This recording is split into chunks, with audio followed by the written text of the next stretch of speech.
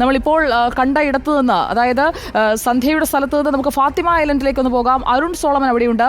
Arun Solomon, 9 തുരുത്തുകളാണ് അവിടെയുള്ളത്. അതിലൊന്നായ ഫാത്തിമ ഐലൻഡിൽ വെള്ളമുണ്ടോ?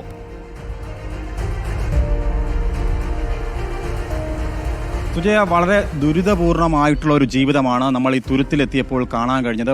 ജനങ്ങൾ വളരെ വളരെ രോഷത്തിലാണ്. കാരണം അവരുടെ വിഷമം അവർ പറഞ്ഞറിയിക്കുന്നത് വളരെ രോഷമായിട്ടുള്ള ഭാഷയിലൂടെയാണ്.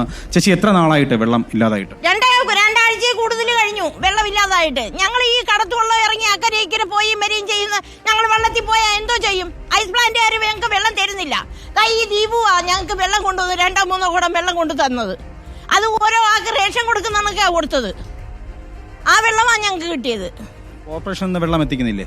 കോർപ്പറേഷൻ വഴിയാണ് ആ മോൻ കൊണ്ടു തരുന്നത്. ഒരു ദിവസമല്ല, 3-4 ദിവസത്തിൽ കൂടുതൽ കൊണ്ടുവന്നു. എല്ലാവർക്കും 100 ഞങ്ങൾക്കൊന്നുമേ ഇപ്പൊ എന്റെ ഭർത്താവും ഞാൻ രോഗിയാ. എനിക്കിപ്പോൾ വള്ളം കടന്ന് ഞങ്ങൾക്ക് കൊണ്ടുപോകും. അത് ഭർത്താവ് വഴി നടുക്ക് വെച്ച് കായലിൽ കിടന്നാലേ അറ്റാക്ക് വന്ന് കിടന്ന് ഡോക്ടർ പറഞ്ഞിരിക്കുന്നത് ഇങ്ങനെയുള്ള പൊക്കിക്കൊടന്നാ. അപ്പോൾ അങ്ങനെയാണ് എൻ്റെ ഭർത്താവിന് വെള്ളം എടുക്കാൻ പോകാൻ പറ്റുമോ? വെള്ളം ഇവിടെ കൊണ്ടുവന്ന് അവിടെ നിന്ന് അങ്ങേ അറ്റത്തിന്ന് അവിടെ നിന്ന് ചുമക്കാൻ ഞങ്ങളെ കൊണ്ട് പറ്റത്തില്ല. ഞാൻ തളർപോകാതെ എനിക്ക് മസൽ ഡിസ്കോപ്പി എന്നൊരു രോഗമാണ്. മസൽ ഡിസ്കോപ്പി തളരുന്ന രോഗമാണ്. അപ്പോൾ ആ രോഗം എനിക്ക് ഒരുപാട് വെള്ളം എടുക്കാൻ പറ്റത്തില്ല. എൻ്റെ ഭർത്താവ് കാട്ടു രോഗിയാണ്. വളരെ ദുരിതത്തിലാണ്.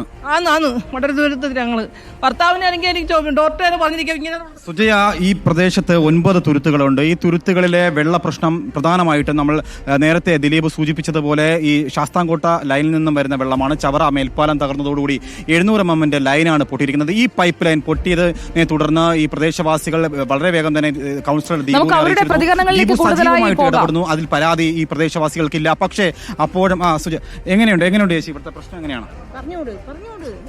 പ്രശ്നം വെള്ളം, കുടിവെള്ളം ഞങ്ങൾക്ക് ഇല്ല. 2 ആഴ്ച ആവാൻ പോകുന്നു വെള്ളം ഇല്ലാതായിട്ട്. അത് ഞങ്ങൾക്ക് ഇപ്പം 2-3 ദിവസം കൂടുമ്പം ദീപുവാണ് വെള്ളം കൊണ്ടു തരുന്നത്. അത് കുറേശ്ശെ വെള്ളമേ എല്ലാവർക്കും കിട്ടുന്നതുള്ളൂ. പക്ഷേ വെള്ളത്തിന് ഭയങ്കര ബുദ്ധിമുട്ടാണ് ഞങ്ങൾക്ക്. സ്ഥലം MLA 78 മണിക്കൂർ കൊണ്ട് പരിഹരിക്കുമെന്നാണ് ഈ പറഞ്ഞിരുന്നത്. അതിലെന്തെങ്കിലും പിന്നെ അദ്ദേഹത്തിന്റെ പ്രതികരണം ഉണ്ടായിരുന്നോ? അദ്ദേഹം വന്നിരുന്നു ഈ സ്ഥലത്ത്? ഇവിടെ സ്ഥലത്ത് വന്നില്ല. സ്ഥലത്ത് വന്നത് കൗൺസിലർ മാത്രമേ ഉള്ളൂ. ഇത്രയും കാലത്തിനിടയ്ക്ക് വെച്ച് ഈ ഇലക്ഷൻ നടന്ന് കൗൺസിലർമാരായിട്ട് ഒത്തിരി പേരിരുന്നെങ്കിലും ദീപു തന്നെ ഞങ്ങൾക്ക് ഇപ്പോഴും വെള്ളം കൊണ്ട് തന്നിട്ടുള്ളത്. 2-3 ദിവസം കൂടുമ്പോൾ കുറേശ്ശെ വെള്ളം കൊണ്ട് തന്നിട്ടുള്ളത്. ഏറെ കാലമായിട്ടുള്ള പ്രശ്നമാണ് ചേച്ചി ഇത്. നമ്മുടെ ഈ ബൈപ്പാസിന്റെ പണി തുടങ്ങിയല്ലോ, റോഡിന്റെ പണി തുടങ്ങി. അവരിങ്ങനെ റോഡിന്റെ പണി നടക്കുന്ന സമയത്ത് പൈപ്പ് പൊട്ടിച്ചിടും. 2-3 ദിവസം വെള്ളമില്ലാതാവും, വീണ്ടും ശരിയാക്കും. ഞങ്ങളുടെ ഈ പാലത്തിൽ കൂടെയാണ് ഈ ലൈൻ വന്നിരിക്കുന്നത്. അന്നേരം മറ്റുള്ള പ്രദേശങ്ങളിൽ വെള്ളം വന്ന് അവിടെ എല്ലാം ലോഡായി കഴിഞ്ഞതിന് ശേഷം ഞങ്ങളുടെ ഈ ലൈനിൽ വെള്ളം വരത്തുള്ളൂ. അപ്പോഴത്തേക്കും ഞങ്ങൾക്ക് വൈകിട്ടൊക്കെ ആവും. അപ്പോഴത്തേക്ക് ടാങ്കിലെ വെള്ളം വീണ്ടും തീരും. അങ്ങനെ പൊട്ടിയും വന്നും ഇങ്ങനെ ഒരാഴ്ച വെള്ളമില്ല കിടക്കുകയാണ് ഇപ്പോൾ ഏറ്റവും വലിയൊരു പൊട്ടൽ അവിടെ നടന്നത്. ഇപ്പോൾ ഇത്രയും ദിവസമായി ഞങ്ങളിവിടെ എങ്ങനെ കഴിയുന്നെന്ന് പോലും ഒരു അധികാരികളും തിരക്കുന്ന ആ ഒരു വ്യക്തി എന്ന് പറയുന്നത് ദീപു തന്നെ. ദീപുവിനെ ഞങ്ങൾ വിളിക്കുമ്പോൾ ഞങ്ങളുടെ കൂടെ ഏത് സഹായത്തിനും എന്തിനും ഞങ്ങളുടെ കൂടെ ഉണ്ട് ദീപു. പാർട്ടി അടിസ്ഥാനത്തിലൊന്നുമല്ല, ഞങ്ങളുടെ ഒരു സഹോദരനെ പോലെയാണ് ദീപു എല്ലാ കാര്യത്തിലും ഞങ്ങളുടെ കൂടെ നിൽക്കുന്നത്.